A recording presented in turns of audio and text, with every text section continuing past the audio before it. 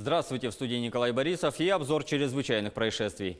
Полицейскими Ленского района раскрыта кража ювелирных изделий, 2 плазменных телевизоров и 1 планшета. Пострадавшая заявила, что в ее отсутствие кто-то проник в квартиру и похитил материальные ценности. Всего ущерб оценен в 70 тысяч рублей. Установлен ранее судимый 32-летний местный житель. Оказалось, что потерпевшая ранее находилась подозреваемым в одной компании. Там и лишилась ключа от своей квартиры. Злоумышленник просто зашел в дом и украл вещи. Возбуждено уголовное дело по статье «Кража». В Мирном 52-летняя женщина лишилась около 550 тысяч рублей, поддавшись на уловки дистанционных мошенников. Она рассказала, что позвонил некий молодой человек и представился сотрудником службы безопасности банка. Далее расскажет сама пострадавшая. Сказали, что у вас с карты проходит транзакция, вот это всего, да, денег, да, списание. И вы, наверное, там ничего не трогаете в телефоне, у вас сейчас будут приходить смс, и вы их не трогаете. И отключился телефон. Потом он опять этот же телефон перезванивает и говорит, смс получили, не получила смс.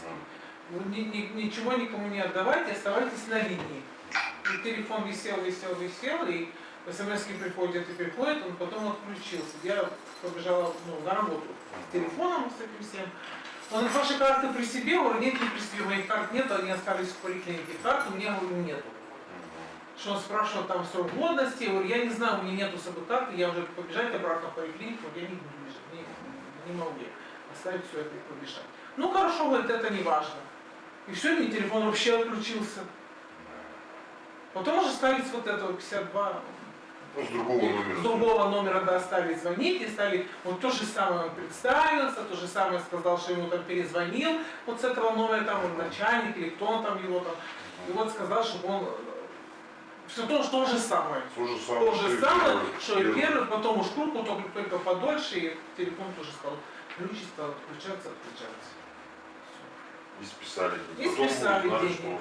Да, я смотрю, смс-ки приходят списывание, и я позвонила на вот эту горячую линию. Там, конечно, не за 3 секунды, там ждите 5 минут, ждите 10 минут, 30 минут. Ну и в итоге сказали, что вас обманули мошенники. Да.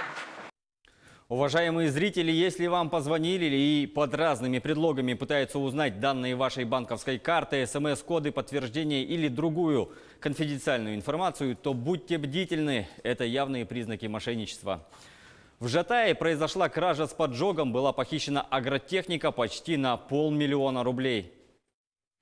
В отделение полиции поселка Жатай поступило заявление от руководителя фермерского хозяйства. Мужчина заявил о поджоге гаража, из которого, по всей видимости, неизвестными похищена дорогостоящая агротехника и моторная лодка. Одной из версий стала возможная причастность к ней 21-летнего уроженца Казахстана, работника фермерского хозяйства, который исчез сразу после происшествия. В ходе оперативно-розыскных мероприятий подозрения оперативников полностью подтвердились.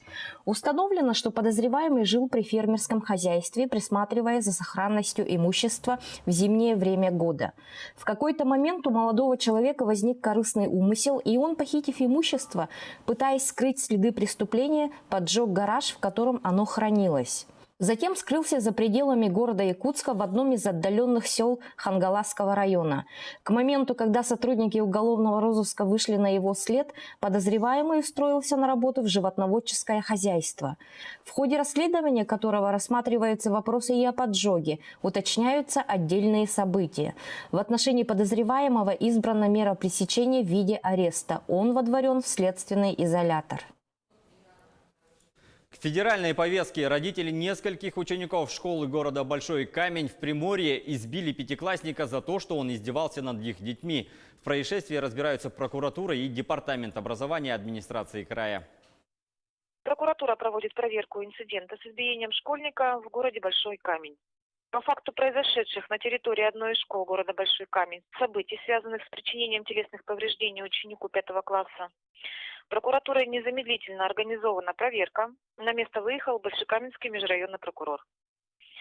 Сегодня же некоторые СМИ сообщили о том, что пострадавший мальчик ранее жестоко вел себя по отношению к другим детям. В рамках представленных полномочий надзорное ведомство проверяет непосредственно само образовательное учреждение, где произошел данный случай. в том числе в части организации профилактической работы с учащимися. Кроме этого, будет дана оценка и деятельности органов системы профилактики правонарушений несовершеннолетних. Ход и результаты проверки поставлены на контроль прокуратуре края. На этом пока все. Берегите себя.